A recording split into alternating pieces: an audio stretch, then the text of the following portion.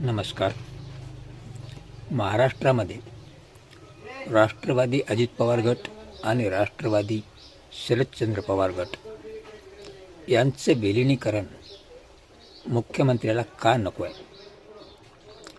त्याबद्दल देवेंद्र फडणवीस प्रतिक्रिया देताना आम्हाला विचारात घेतल्याशिवाय कुठलीही प्रक्रिया होणार नाही असं का म्हणतायत, याची भीती काय?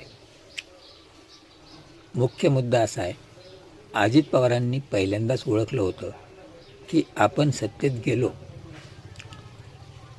तो भाग वेगळा, काही फायली काही वेगळ्या गोष्टी ह्या असतीलही, पण आपल्याला जी आता जाणीव होत आहे, भुजबळ, तटकरे, मुंडे, प्रफुल्ल पटेल ही BJPसाठी काम करत आहेत आणि BJPची बी टीम आहे. तसंच आपल्या पक्षातले 16 आमदार हे फुटीच्या उंबरठ्यावर आहेत आणि अशा वेळी आपण आपल्या स्वगृही परत गेलं पाहिजे, विलिनीकरण झालं पाहिजे, तरच आपला पक्ष हा एकसंघ राहू शकतो.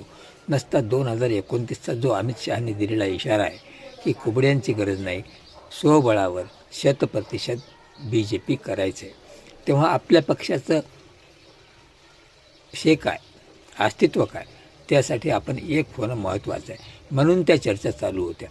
पण त्याचवेळी दुर्दैवाने त्यांचं निधन झालं आणि त्याच्या निधनानंतर आत्ता जेव्हा शरद पवारांच्या गटातून विलिनीकरणाची भाषा केली जाते, त्याला BJPमधून प्रत्युत्तर दिलं जाते की विलिनीकरणाची चर्चा झाली नाही, विलिनीकरण असतं तर आम्हाला सांगितलं असतं.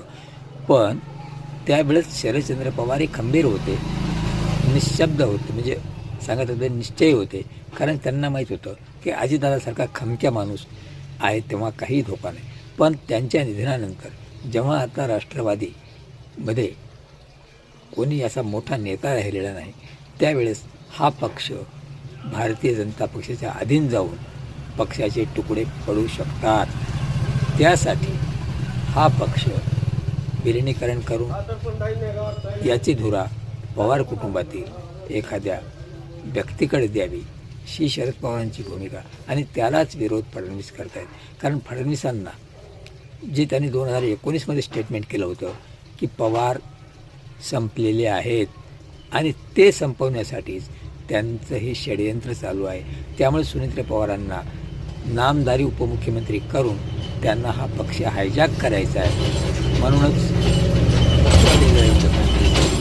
या विलिनीकरणाला विरोध करत आहेत. तेव्हा तुम्हाला काय वाटतं?